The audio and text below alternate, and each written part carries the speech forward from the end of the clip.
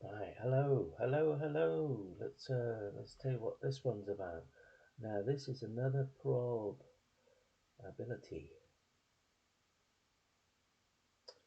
If I could spell probability, it would help. Bear with me. Probability. Now this is with tables. Tables. Yeah. Now remember, when you're finding the probability of anything, the probability of anything equals we don't know. Yeah. It's always the anything, and you might have to add more than one thing up here, but anything that you're looking for, um, anything you're looking for over everything possible. Okay, so it's anything you're looking for over everything possible, and a probability. So just to underline that before we do some tables, say we've got a bus, and on the bus there are 44 people. And of the 44 people, I don't know, 12 are children. So the 12 is included in the 44. So there will be 32 adults and 12 children. Now, if you were to blindfold yourself um, and go on the bus and touch somebody on the top of the head, yeah. So what's the probability of picking out a child from all the people on the bus? Yeah. So it's anything you're looking for. So we're looking for a child. Everything possible is a total of 44. So you've got 12 out of 44, which is 6 out of 22, which is 3 out of 11. So you've got the probability of tapping a child on the head is 3 over 11, and the probability of an adult. Now remember, we said that the adults were 44 minus 12, which equals 32 adults. So we've got the probability of touching an adult on the top of the head, blindfolded, picking one at random, is 32 out of 44, which is 16 out of 22, which is 8 out of 11. And you'll notice again that these two numbers add together to make 11 out of 11. So that is all of the probabilities. Yeah. Okay, so let's have a look at some tables now. Tables. Probabilities of tables. What you're looking for about everything. So we've got some, what are they? Alarm clocks. Yeah. And nice and simple. I don't know what that is over there. Yeah. So a little tiny table, and we've got two different types of alarm clocks. They're analog, you know, analog with that sort of thing, those hands, and 1245. We've got digital ones as well. And so you can have a choice of analog or digital. You can also have a choice of whether they include a radio or not.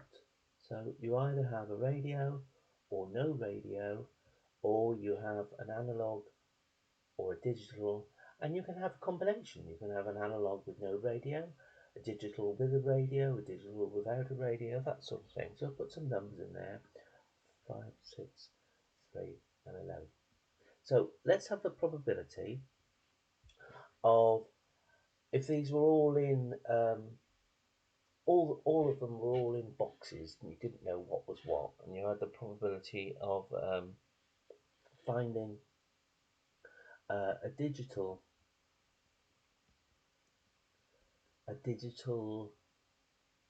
clock, digital alarm clock.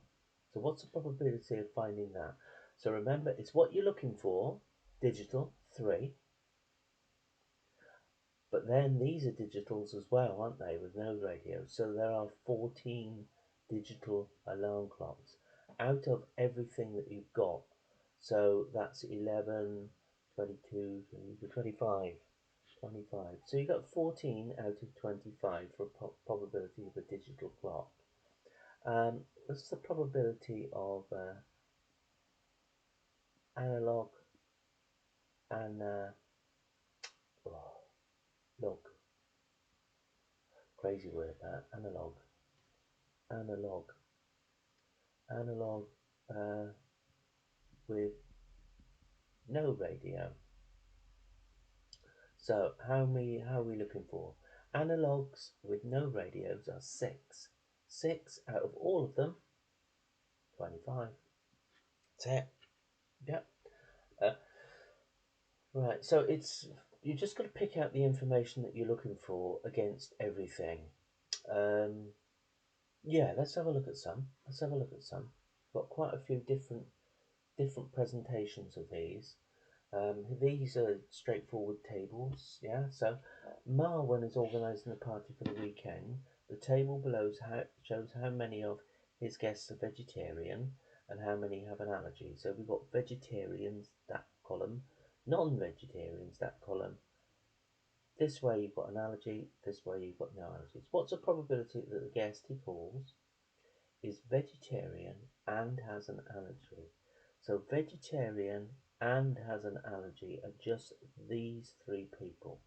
So it's 3 out of all of them. So 13, 21, 3 out of 21. Divide by 3, 1 over 7. What's the probability that the guest he calls is a vegetarian? So I'll do that in a different colour. So is a vegetarian. So the vegetarians, we've got 3 vegetarians there and 10 vegetarians there. So we've got 13 out of all the 21.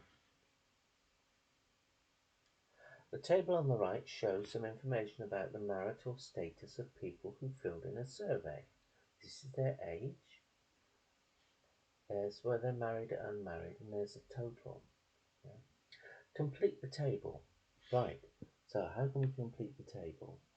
So, right, so this one, I can fill in the missing gap there. How can I do that? Well, there's the total, and there's the under 30s. So to do the over 30s, I'm just going to do 2193 take away 721. I did this with a calculator because I haven't got enough room to work it all out. 2193 take away 721, which is 1472. 1472. So that's the totals column. Now, what about this? Unmarried, under and over. So we can add these 2 numbers to get this one. It's 1472. So let's add these 2 numbers. So 159 plus 821. So 159 plus 821 is 980. 980. So that's in there. Now, what about this one? Well, we can do this 2 ways. We can do this total, take away the unmarried, which will leave us the married, or we could do this total, take away the under 30s, and that will leave us the over 30s. Should be exactly the same number. So I'm going to go sideways. I'm going to go 1472 minus 821. So 1472 minus 821 is 651. So 651. 651. You often have to fill in the table before you can do the probability. Right, now, someone aged 30 or under is chosen at random. What's the probability that they are unmarried? Now, remember, it's all the ones that we're looking for. So we're looking for unmarried of a person aged 30 or under. So that's 159. Now, what about all of them? It's not everybody, because we're just looking for a person that is under 30.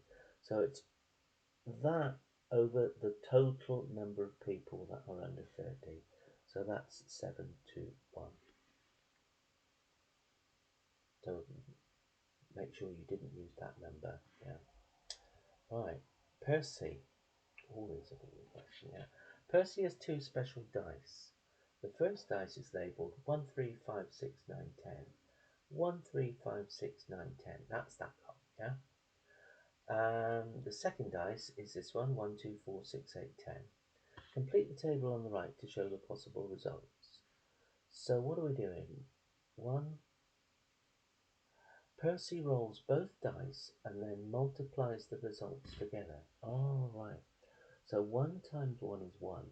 1 times 3 is 3. 1 times 9 is 9. Okay. 2 times 5 is 10. 2 times 10 is 20. Got it.